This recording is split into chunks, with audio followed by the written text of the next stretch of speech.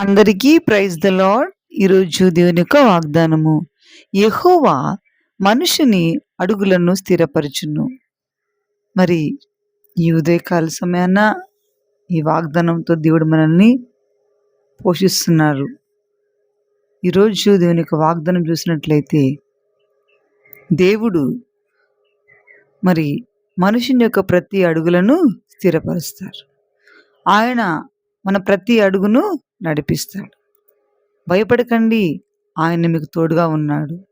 మీ మార్గములను ఆయన సరళం చేస్తాడు. దేవుని వాగ్దానానికి సంబంధించిన మరి ప్రత్యేకమైన ఆశీర్వాదాలు మరి ఎన్నో మన జీవితంలో దేవుడు జరిగిస్తారు. ఈ దినాన యెహోవా మనుషుని అడుగులను మనం దేవుని యొక్క వాక్యం సెలవిస్తుంది. 139 కీర్తనలో మనం పడుకునుట, మనం లేచుట, నడుచుట ప్రతీది కూడా ఆయనకు తెలుసు. దేవుడికి తెలుసు కనుక దేవుడు మన యొక్క ప్రతి అడుగులను స్థిరపరుస్తారు. మనం వెళ్ళే ప్రతి మార్గములో ఆయన తోడుగా ఉంటాడు. నేను నీకు ముందుగా పోవచ్చు, మెట్టగా ఉన్న స్థలాలను సరళము చేస్తాను.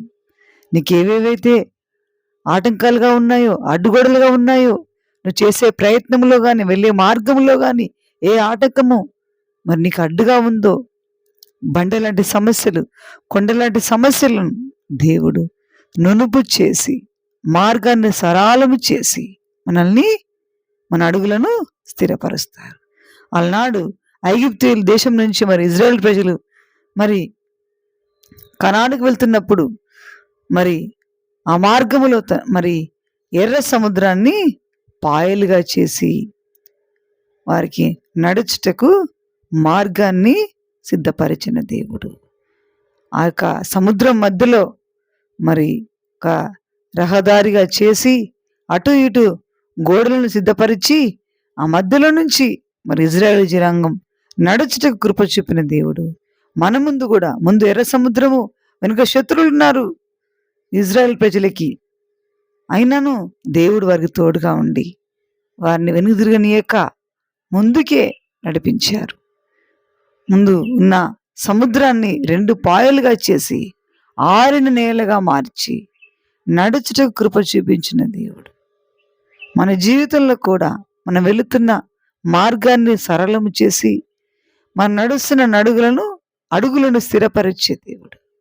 మన నడకలో ఉండే దేవుడు, మనకంటే ముందుగా వెళ్ళే దేవుడు, మనకంటే ముందుగా వెళ్ళి మార్గాన్ని సిద్ధపరిచే దేవుడు. మన నిమిత్తము ఆయన దూతలను మన ముందు నడిపించే దేవుడు. ఏ అపాయం మనకు రాకుండా కాపాడే దేవుడు. 91 కీర్తనలో చూసినట్లయితే నీ ముందు నీ ప్రక్కన 1000 మంది కూలినను, నీ కుడి ప్రక్కన 10,000 మంది కూలినను అపాయము నీ యొద్దకు రాదు అని దేవుని యొక్క వాగ్దానం, దేవుని యొక్క వాక్యం మనల్ని బలపరుస్తుంది. ఈ ఉదయకాల సమయాన మరి ఈ యొక్క వాగ్దానం మన జీవితంలో దేవుడు స్థిరపరచాలని మనము ప్రార్థన చేసుకోవాలి. ప్రతి దినము ఆయన ఇచ్చే ప్రతి వాగ్దానం మనకు ఆశీర్వాదమే, మనకు దీవెనే. దేవుని యొక్క వాక్యాన్ని ప్రతి దినం ప్రతి ఉదయకాల సమయాన మనము జ్ఞాపకము చేసుకుని మనము ఇంట్లో నుంచి బయలుదేరినప్పుడు ఆ వాగ్దానము ఆ దినవంతయు మనకు తోడుగా ఉంటుంది కనుక దయచేసి ఎవరిను నిర్లక్ష్యము చేయక ప్రతి దినము దేవుని యొక్క వాక్యాన్ని ధ్యానించాలి. దేవుని యొక్క వాగ్దానాన్ని జ్ఞాపకం చేసుకోవాలి. బైబిల్ చదివే సమయం లేకున్నా, వాక్యము చదివే సమయం లేకున్నా, ప్రార్థించే సమయం లేకున్నాను దేవుని యొక్క వాగ్దానమును ఒక్క నిమిషం, ఒక క్షణము ఆ వాగ్దానాన్ని చదివే సమయం లేకపోతే విని యెహోవా మరి దేవుని యొక్క వాగ్దానం ఏం చెప్తుంది? యెహోవా మనిషిని అడుగులను స్థిరపరచును. మన అడుగులను ఆయన స్థిరపరుస్తాడు. అందుకే మనం ఏం చేయాలి? ప్రతి దినము దేవుని యొక్క వాగ్దానాన్ని చేత పట్టుకొని ప్రార్థన చేయాలి. ఆయన మనకిచ్చిన వాగ్దానాన్ని చేత పట్టుకొని మనం ప్రార్థించినప్పుడు ఆ యొక్క వాగ్దానాన్ని దేవుడు స్థిరపరిచే దేవుడు. ప్రతి దినము మనము చేసే ప్రతి ప్రయత్నంలో కూడా ఆయన మనతో ఉండే దేవుడు, మనతో నడిచే దేవుడు, మన మార్గంలో ఉండే దేవుడు, మన ప్రయాణంలో క్షేమాన్ని ఇచ్చే దేవుడు, మన కొరకు సమస్తాన్ని సిద్ధపరిచే దేవుడు. మన ప్రతి అడుగులో ఉంటాడు ఆయన, ప్రతి ప్రయత్నంలో ఉంటారు ఆయన, ప్రతి క్షణము కూడా మనతో ఉండి మన వెనువెంట ఉండి మనం చేసే ప్రయత్నాల్లో ఆయన మనకు ఆలోచనకర్తగా ఉండి మనల్ని నడిపిస్తూ మన అడుగులను స్థిరపరుస్తారు కనుక ఈ ఉదయకాల సమయాన చిన్న ప్రార్థన చేసుకుందాం. దయచేసి అందరూ కళ్ళు మూసుకొని మాతో పాటు ప్రార్థనలు ఏకీభవించగలరని మా యొక్క మనవి. ప్రేమ స్వరూపి ఈ ఉదయకాల సమయాన ఈ మంచి వాగ్దానంతో మమ్మల్ని మీరు దీవించారు, మీకు స్తోత్రం. ఈ దినమున నా తండ్రి యెహోవా మనుష్యుని అడుగులను స్థిరపరచును.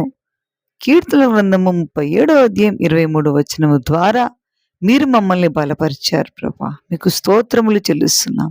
ఈ దినమంతయు ఈ వాగ్దానము చేత మమ్మల్ని దీవించి ఆశీర్వదించమని యేసుక్రీస్తు నామమున ప్రార్థిస్తున్నాం పరమ తండ్రి. ఆమేన్.